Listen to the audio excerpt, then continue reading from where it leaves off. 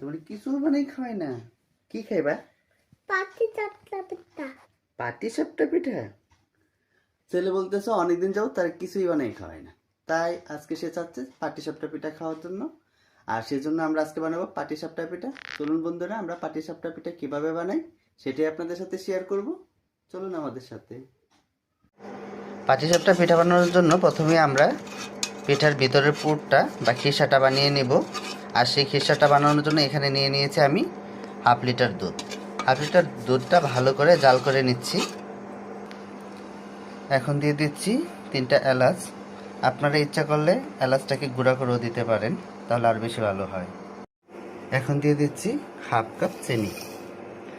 চিনি স্বাদ মতো আপনারা দেবেন, আমরা এই পরিমাণ দিলেই আমাদের পরিমাণ মতো হয়ে যায়। আর একটু কম বেশি হলে আপনারা দিয়ে দিতে পারেন বা কমিয়ে দিতে পারেন।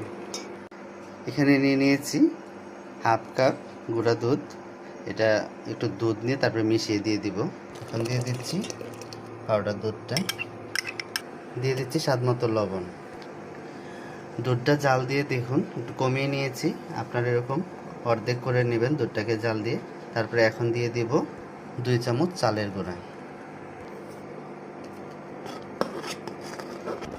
এখন অনবরত নাড়তে থাকবো।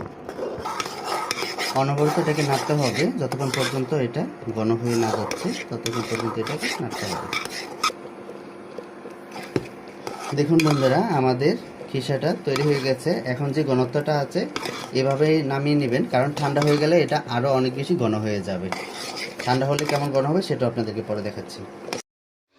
দেখুন বন্ধুরা, আমাদের ভিতরের যেই হিটটা বানিয়েছি খিসাটা থিকনেসটা কেমন হয়েছে আপনাদেরকে বলেছিলাম যে আমি ঠান্ডা হলে পরে দেখাবো। এই যে দেখুন কেমন হয়েছে। বন্ধুরা, এখন আমরা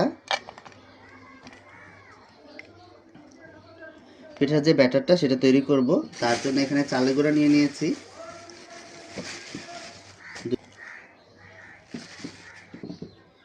এখানে 1 কাপ আটা দিচ্ছি।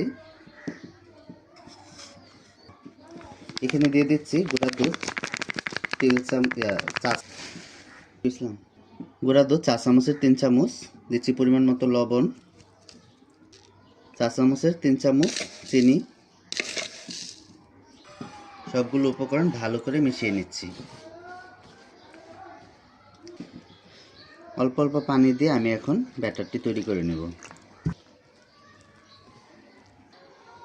একবারে পানি দিয়ে মেশাবো না, অল্প অল্প পানি দিয়ে তৈরি করব।